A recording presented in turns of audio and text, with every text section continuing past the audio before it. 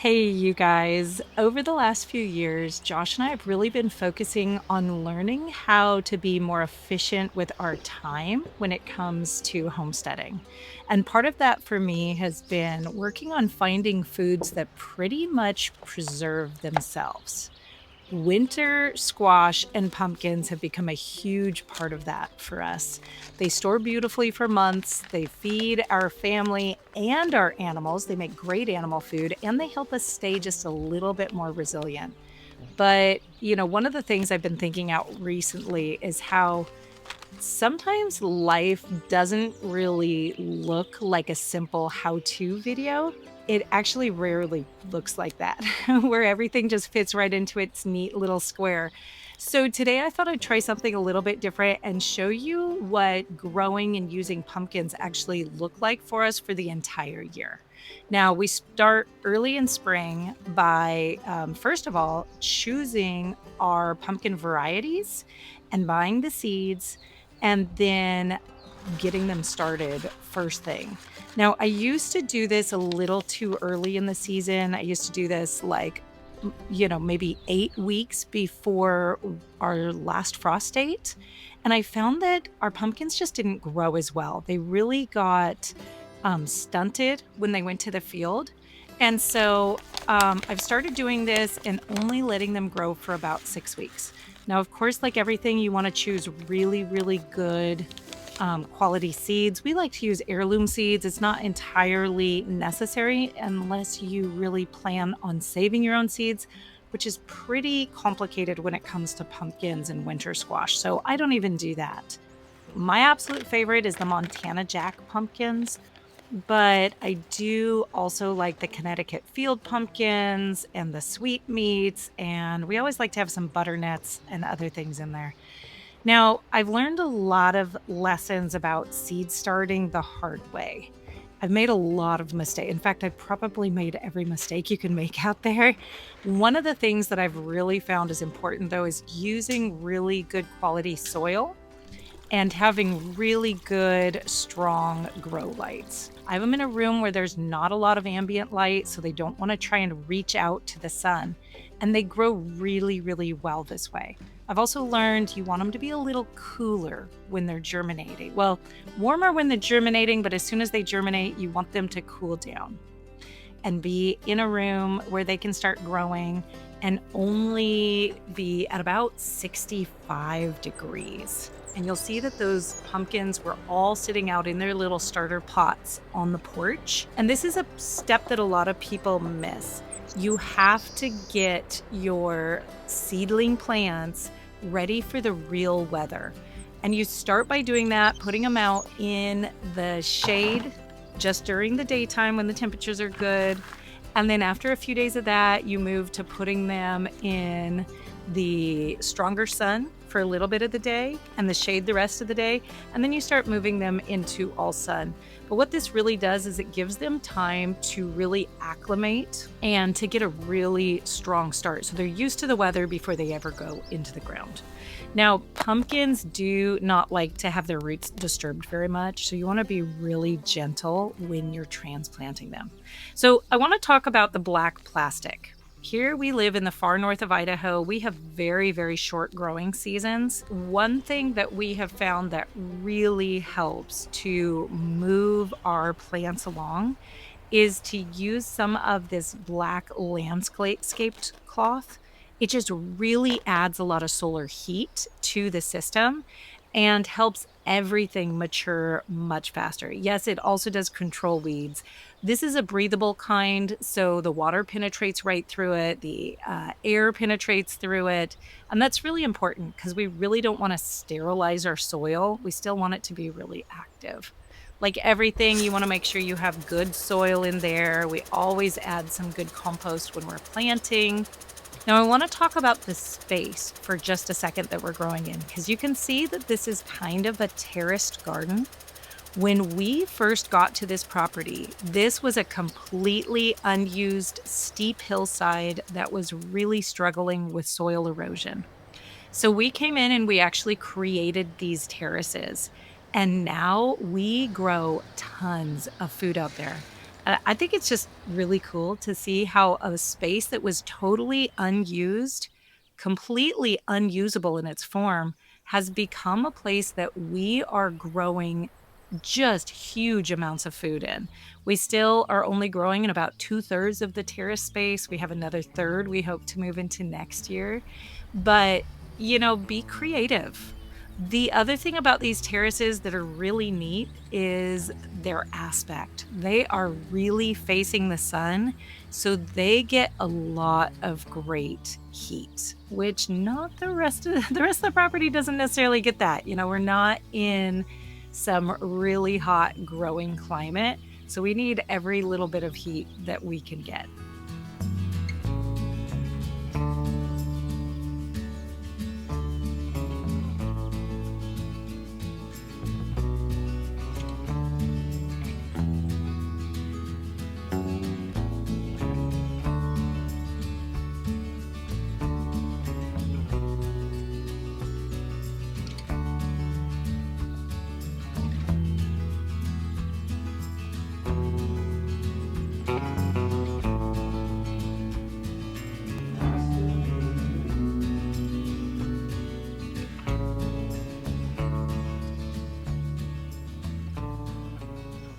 As the season goes on, we start thinking about when are these ready to harvest. And you really need to keep an eye on your squash for that. Now, here we are getting to the fall, and you can see how much these vines have died down. For me, I just wait until a light frost starts killing off the vines, and then I harvest everything. I let them sit out there until then. If you are living in an area where you have a really long growing season, a lot of heat, you're going to want to start paying attention to them a lot sooner than that because, oh, look how cute he was. He was so little.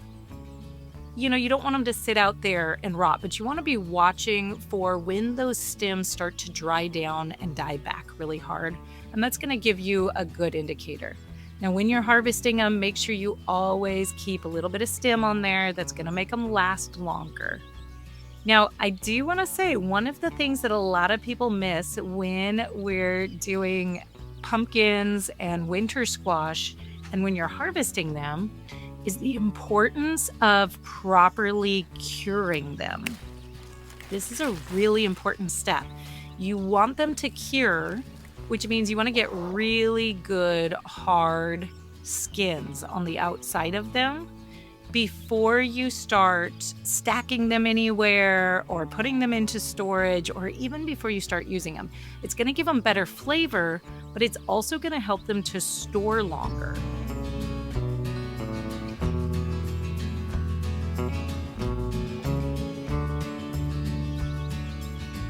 To cure them, what you really do is you set them out somewhere where you have some really, that's a big pumpkin, where you have some good airflow, but they're not going to get wet and they're not going to get frozen. Oh no, don't drop the pumpkins. And you're going to let them sit there for several weeks. And you want to do that until you see that your thumbnail cannot easily pierce the skin on the pumpkin. There we go. We had to bring Josh in for some of the giant ones. There's some big pumpkins out there. I gotta say, family work days like this are probably one of the best things. They really make a lot of memories for everybody. We try to keep them fun, even if it's long, hard work. We try to encourage everybody to sing together. We tell stories. We try to make sure there's a lot of laughing and, struggling through something together is just something that is always a great thing to do as a family. So I always make sure, though, that there's some sort of a reward right at the end of it, whether it's a treat that we all sit down and enjoy as a family or something fun we get to go do. It just kind of makes it so that we work together and then we get to celebrate together. And that just makes some of the best memories out there. Look out, giant pumpkin coming through. It's okay if some of the pumpkins don't look great. They can have funny shapes, they can have scars, they can even have some banged up spots. That's okay. Those are the ones we're just going to eat first. Or we send those right up to be animal feed. Starting to produce more of our animal feed has really been a goal for us in the last couple of years. This is one of the methods we're employing because these squash will sit really nicely. We can tuck them into our shavings pile up in the barn to help insulate them. But also, anytime we decide, like, oh, that pumpkin doesn't look great, it just goes from being human food to being animal food, which is fine. It's kind of a win-win, whatever happens. So I really think that that is something that's great. Okay, these have cured. You can see I'm checking them with my thumbnail.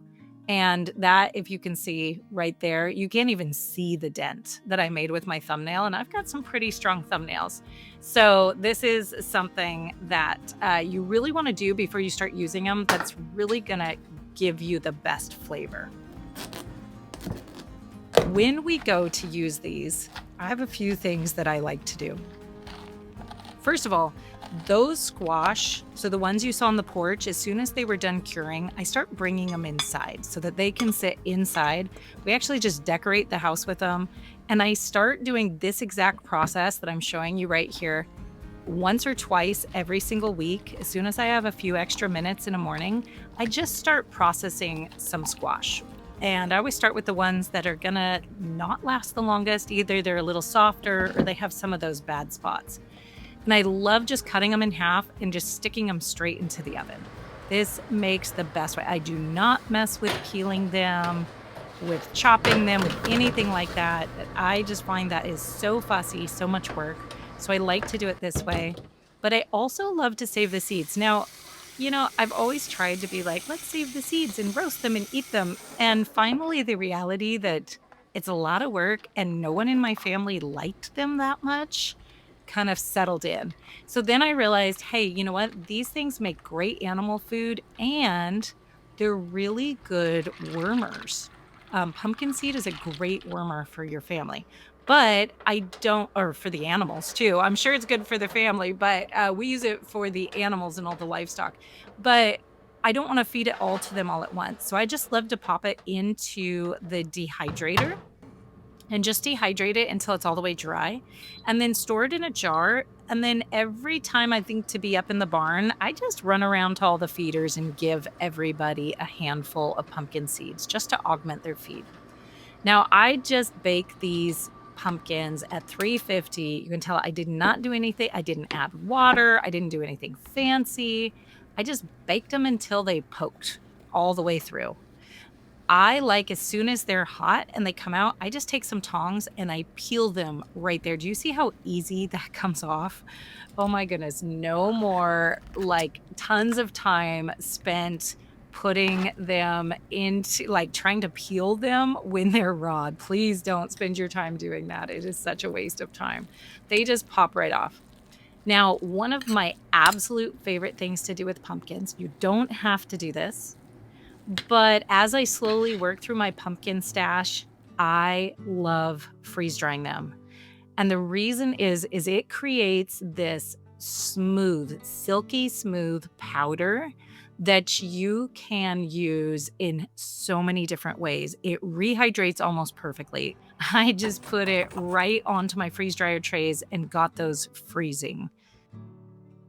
Oh, this is our little kitty. Isn't he cute? We love that little kitten. He's so sweet. Somebody actually found him on the road by our house and brought him to us. And we said, oh, of course we'll keep him. So he's now our family kitty. Okay, those pumpkin seeds are now dry. They just spent about 12 hours in the dehydrator. They probably didn't need to be that dry, but because I'm using them for animal feed, I didn't even get all the pulp off. So I just want to make sure they're going to last really well. So I just put them in a jar and that's that. Once those freeze dryer trays are totally frozen, I like to give them about 48 hours in the freezer. It's not mandatory that you pre-freeze your stuff before freeze drying it, but it does save a lot of time and energy in the freeze dryer. So I just slide them right on in, turn my machine on, lock it down, and let it do the work of freeze drying. It is so easy, you guys. Oh my goodness, if you've ever spent time canning things like winter squash cubes, This is going to be your new best friend because it takes a few minutes of active work. Like, that's it. Push a few buttons and you're done.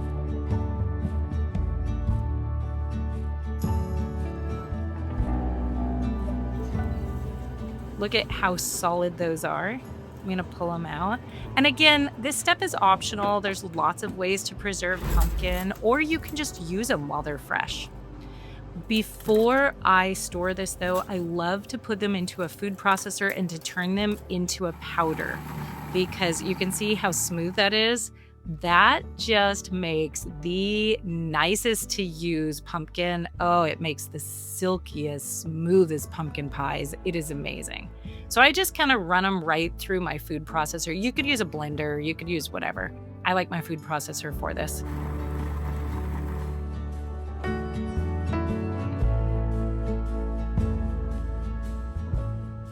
And then I'm just dumping them into this giant funnel. I love this thing for filling food, especially dehydrated or freeze-dried food into jars for storage because the jars just sit right under it. I just totally love it.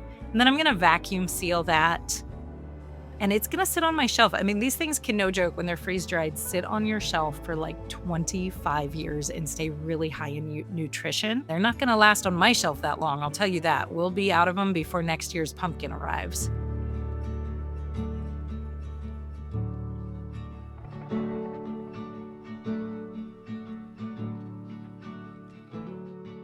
Anytime after you get them on the shelf, obviously we have Thanksgiving coming up. That's a great time to make pumpkin pie, but we actually love using pumpkin in a whole bunch of ways. I make a sausage, sage, and pumpkin ravioli. Of course, we love pie. We also make a pumpkin custard that is so delicious. We use it for a breakfast casserole. So I actually have a recipe for that for you guys. I'll put a link in the description. You can go grab it. It's in our breakfast casserole or make ahead breakfast booklet that I have for you. So I'll give you that link. It's actually the same recipe that I use for making pumpkin pies too. But what I do to rehydrate this, you guys are not gonna believe how easy this is. I pour out however much pumpkin puree I want, and then I slowly start adding really hot water until it's the right consistency. Oh, a little dry, add a little bit more. And I love this because no more do you have to worry about pumpkin that is too thin that you have to cook down.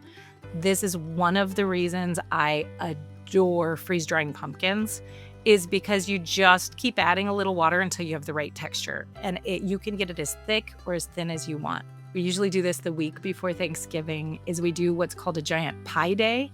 And we make many, many, many pie dough or pie crusts.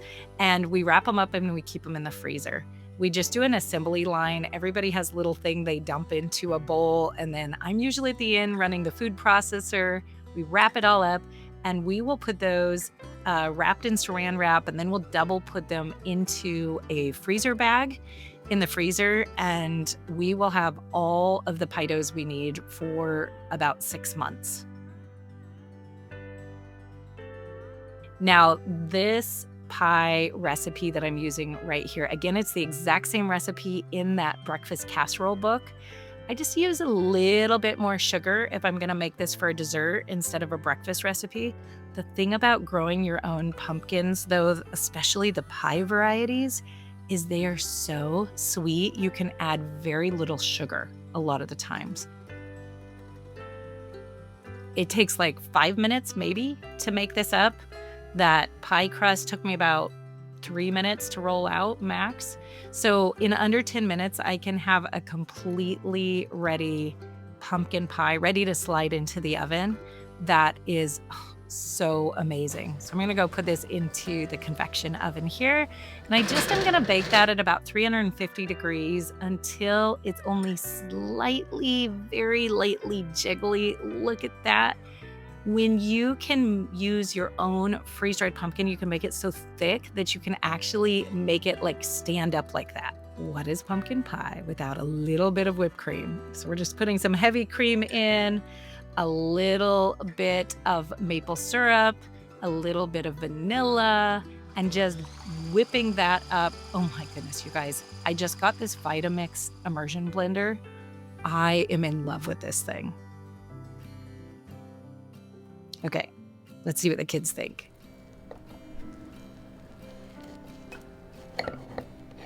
Ooh, who wants to eat pie? Ricky.